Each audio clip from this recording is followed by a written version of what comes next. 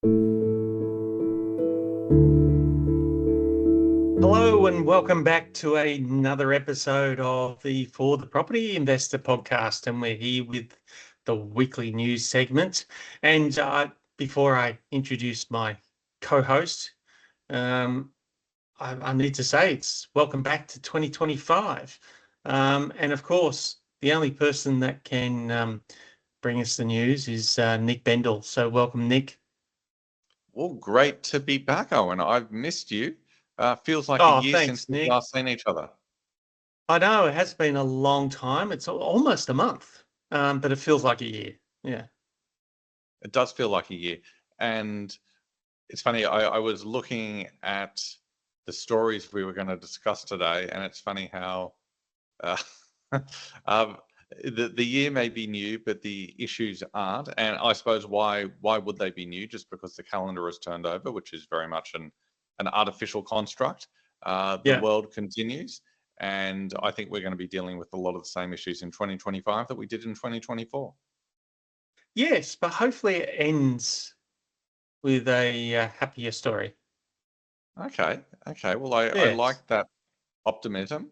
Over the Christmas period, I was reading maybe some more gloomy material at just about the world and demographics and history and sociology and politics that made me feel a little gloomier. So maybe this No. year you'll be the light and I will be the dark. All right. Well, we've got some exciting times in politics this year, Mm. both internationally and locally. So yes, that's going to be interesting, which will hopefully bring better times to the economy and to the property market as well. Now, speaking of 2025, keen to know what, if anything, you have planned for your business, Leifield. Well, yes, we've got big plans for this year with Leifield being with our property management focus across the country, currently in 5 states. No major plans to expand into any other states or territories this year. So still New South Wales, Queensland, Victoria, WA, and South Australia. And we might expand into some other regional areas within those states, but I'm fairly happy with the current coverage. So we've gone wide. We just need to go deep and scale up. So a lot of work in the first half on operations, and with the tremendous growth we've had in the last year or two, yes, just looking to cement those operational side of the business, but still looking at big growth for this year, especially in the second half of the year. Well, I wish you luck, and I look forward to following that over the year ahead. Yeah, My and business, Hunter and Scribe. Yes. well, Hunter and Scribe, for those who don't know, it's a copywriting agency that writes content for finance and property professionals throughout Australia. So my goals this year, I'm looking just as a business leader to build relationships with more finance and property professionals. I'm looking to speak at more industry events as I've been doing for the past few years, and I'm looking to just keep growing the business. Fantastic. And it's a great service you do provide to people within the industry. I've referred you to many people, and it's yeah, something that more people in the industry need to take up for professional content writing. Well, very kind of you, and I always appreciate your generous support. And of course, our plans for this year or for the podcast are much the same. We're going to deliver the news every single week, um, and uh, and give our commentary of what's happening. But on the podcast itself, we hope to have um, bigger, um, um, some more guests on the special invite series, and so stay tuned for all of that. But you're the man that brings us the news every single week, Nick. So what's in the news this week? Well, our first story this week, Owen, is property expansion ends. Australia's median property price fell by 0.1% in December after 22 consecutive months of growth, according to CoreLogic. CoreLogic's research director Tim Lawless said the decline was expected. This result represents the housing market catching up with the reality of market dynamics, he said. Growth in housing values has been consistently weakening throughout the second half of the year, i.e., 2024, as affordability constraints weighed on buyer demand and advertised supply levels trended higher. Owen, do you expect property prices to keep falling in the months ahead? I wouldn't be surprised until we see some interest rate relief, where I doubt that we're going to see any major change in capital growth within the property market. So yes, I wouldn't be surprised if we have some negative growth in the market across the board. Well, sooner or later, of course, prices will start rising again. What do you think will trigger the next growth cycle? Yeah, just as I alluded to there, it's interest rates are the big driver of that. And as soon as we see interest rates start to drop, then yeah, that'll make a difference in people's borrowing capacity, people's sentiment towards the property market, and being able to get out there and start buying again. Well, one thing I found interesting looking at the most recent CoreLogic data, I did notice that the combined regions are outperforming the combined capital cities. So in annual price growth, the regions grew 6% compared to 4.5% in the capital cities. And quarterly price growth, the regions grew 1% compared to minus 0.5% for the capital cities. Do you think there's any sort of meaningful reason for that regional outperformance, or is it just a sort of random result that happens periodically? Oh no, absolutely, and we're seeing it in our business, especially with investors. They're looking for value, and they're looking for value at an affordable price. So if you go to the regions, uh, different areas around the country, and you'll be able to see lower price points with better income return. And so, yes, investors are focusing on value at an affordable price. And so it's not surprising that the regions are outperforming capital cities. Hmm. Two-thirds of people live in our capital cities, and that's been the case for many years. I wonder if that's going to stay the same for the decades ahead, or whether we're going to see more people move to the regions. I'm a Sydney boy and I love Sydney, but I love the regions. I've traveled all around Australia. There are so many great Mm. regional locations. I've invested in a regional location myself. So I'm very pro regional Australia, and I wonder if we're going to see the regional share of our population increase in the years ahead. I would hope so as well. And I think, yeah, coming out of the pandemic years, um, we know that we can work remotely, that it is an option, and I think the that balance um, within industry and the workforce is working itself out. And I think over the next 5 years, you'll see a lot more people become comfortable with working remotely. Some people will work hybridly, and others will prefer and mandate that you have to be in the office. So it's yes, I think it would be a good balance, and that'll certainly take a lot of strain off the city's infrastructures, and enable for much further longer growth with the current infrastructure. So yeah, I don't don't think it's a bad thing. And speaking of inland communities, do you remember what Australia's largest inland city is? Oh yeah, it was that funny place that yes, that funny place with those people that are sort of disconnected from the rest of the country, isn't it? Yep. What's it called again? Oh, Canberra.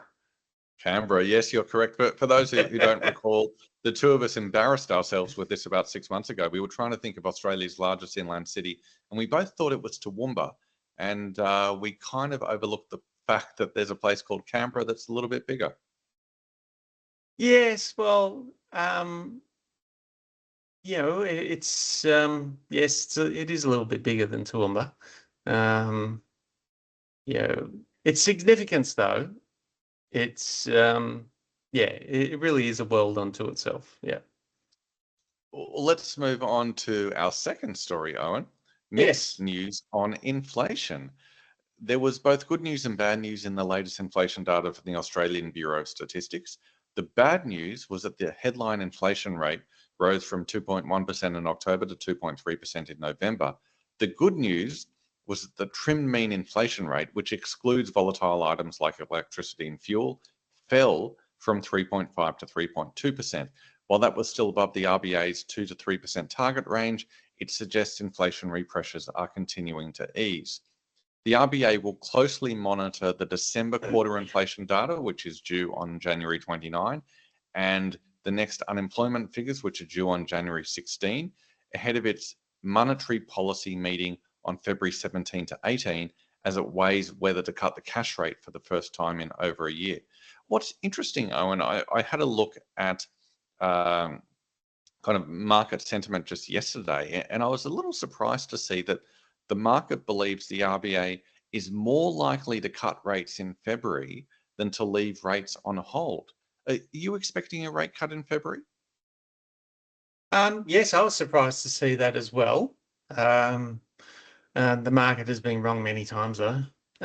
So it's to be honest, I would be surprised if they do cut rates in at this point in time, unless unless there's a significant drop in those inflation figures, where especially the trimmed mean inflation rate, because the biggest issue that RBA had with those previous inflation figures that came out was with the electricity and fuel prices Mm. being so volatile and um, and really skewing the figures. So they wanted to wait then, as they should have, and so that's now if we can get those figures down under 3%, then we'll have a good chance of getting a rate cut. So whether that's going to happen now, though, yeah, we just have to sit and wait till when is that? January 29. And of course, the subtext of the discussion we've been having over the past couple of minutes is the very close link between inflation and interest rates. Inflation has been trending down for 2 years, but it remains stubbornly high. The federal government could put downward pressure on inflation by reducing spending, but I'm wondering, is that likely to happen given that an election is around the corner? Of course not. It's and they've been. I mean that this has been half the problem. This federal government doesn't know how to not spend money. It's it's yeah, it's crazy. It's I know they've said that they're trying to spend the money in the right areas so that they can alleviate a lot of cost of living pressures. But at the end of the day, when the federal government sneezes, everyone catches a cold. And so if they're spending money, then it just inflates everything. So yeah, just for those people who didn't understand the analogy. Yes. Hmm. If one of the two main parties campaigned on a promise to cut spending and thereby reduce inflation, do you think the electorate would respond positively to that or negatively to that message? Well, yes, that's the issue is that our elected officials need to be able to make difficult decisions. and normally the electorate doesn't like when our politicians make hard decisions that affect them and their hip pocket. So, but we can't be people pleasers all the time, and our politicians certainly can't be. So they need to put the kiddies in the corner for a little while, have time out, so that the household can get on and run the way it should be. I'm reminded of a quote from years ago from Jean-Claude Juncker, the former Prime Minister of Luxembourg. Speaking of politicians, he said something like, "It's not that we don't know what to do. We do know what to do. We just don't know how to do it and get re-elected." And I'm wondering if that's not the same with our two main parties. I wouldn't be surprised if deep down they both know that we're spending too much and we need to cut spending. But how do you cut spending and get re-elected?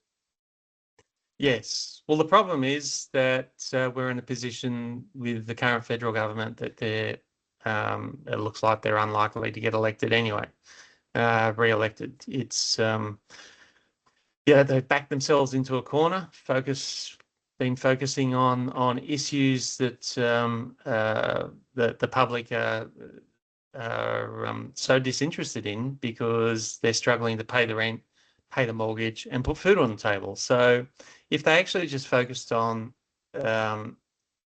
the main issues that the public is concerned about, then they might actually get re-elected, but they failed to make those hard decisions. Well, we both seem to think that the government's spending too much, but we also both seem to think that both parties are going to promise to spend even more money when we go into the election campaign. So it seems like whoever wins, we're probably going to be spending too much money. And while we continue to spend too much money, we're going to have upwards pressure on inflation. And while we have upwards pressure on inflation, the Reserve Bank has made very, very clear they're going to keep rates higher for longer. Exactly. So the issue that everyone is most worried about will just continue on for much longer. So we need to have inflation taken care of first before anything else can be looked at, because the inflationary issues are causing property prices to go up with the cost of building materials, the cost of labour, and that's exacerbating the supply issue, because if it costs too much and it's not a worthwhile enterprise to actually develop new property, then we're not going to see new property and new supply come into the market. Well, let's park things there for a moment. Let's move on to our final story, which is a little bit different to what we normally do. Our final story is property versus shares. Shares outperformed property in 2024 with growth of 11.4% for shares compared to 8.3% for property, with those calculations including both capital growth and dividends or rental income. However, over the past 10 years, property has outperformed shares by 132.6% to 126.4%, according to CoreLogic. I wonder, what are your thoughts? What do you think makes a better investment, property or shares? Well, I'm sure you can guess that I already have a leaning towards property, but the correct answer is always both. It's not one or the other. It's both, and it just depends on circumstances and the available capital you have to be able to invest. So I think the most ideal long-term investment is definitely property, but until you have the deposit and cost to be able to get started in a property, then shares is a very good investment. So yes, it really comes down to the individual circumstances, how much they have to invest, and yes, so something that they should get on advice on if they don't know exactly what they're doing. I couldn't agree more. I think it's very important to get professional advice. Speaking personally, I can say I'm a big fan of both property and shares. I'm invested in both. Of course, pretty much all of us are quite heavily invested in shares through our superannuation, which Exactly. then opens up the thought, should we, outside superannuation, invest in property potentially to diversify? Yes, but then there's the option to be able to invest in property with your super as well. So Hmm. it's and that's where people need to get the professional advice to work out if they're unsure of what they should do, they should get that professional advice to be able to um, determine what is best for them, because there's a lot of people investing in property using their super, but there's a lot of people investing in shares outside of super as well. So yeah, it really comes down to each individual circumstance and what's best for them. With shares, you have the opportunity to invest in an index fund, which allows you to earn the market average minus fees, but you can't invest in a residential property index fund. You can only buy individual properties, which may do better or worse than the market average. With that in mind, Owen, is investing in property maybe more hit and miss than investing in shares? You certainly need to be yes, it's not as easy to invest in property with small amounts of capital as you can with like an index fund or an ETF or whatever it might be. Um, and so there has been a lot of interest in trying to set up and during this rise of cryptocurrencies and NFTs. There's been a lot of interest in trying to invest in property with uh, in a small stake um, uh, with fractional investing, they call it. So it's the option will be there at some point in the future, I believe, to invest in residential property with a much smaller amount of cash. But at this point in time, yes, it's something that you need to do research about what type of property you're buying, what type of property is best for you. So it's because just buying any old property isn't necessarily going to be a good investment. Um, just like investing in any old company in terms of buying shares. And yes, that's why index funds and mutual funds and ETFs came about, because it makes it easy for everyone to be able to invest in the whole market. So yeah, so that's why it's important to get advice, and you can do that with employing a buyer's agent, doing a lot of research yourself and becoming an expert yourself. But that can take a while, and you can and after what 25 years in the industry now, it's yeah, the markets change.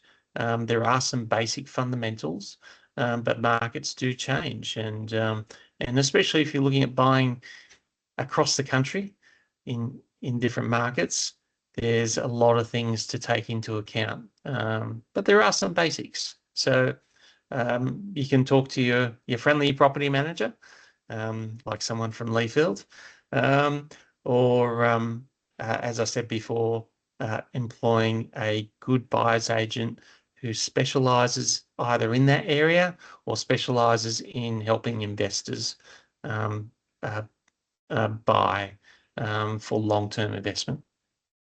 Well, I think that's a great way to wrap up our first podcast of the year. And we spoke earlier about the scourge of inflation, but I think our podcast is probably 8.6% better than last quarter, which I think is inflation of the best kind. Well, I think that's a fairly accurate statistic there, but as they say, there's statistics and then there's statistics. So let's see next week what the statistics tell us. And I do know that all the main politicians listen to our podcast. So we gave some very important advice to Albanese and Dutton. And let's see whether they make any changes to their policies as a result. Yes, I know you're constantly sort of forwarding this podcast to them. So yes, I'm sure they're listening as a result. On that note, Owen, thank you for a great chat. Really enjoyed it and look forward to chatting again next week. You too, Nick. Looking forward to seeing what the news brings us next week.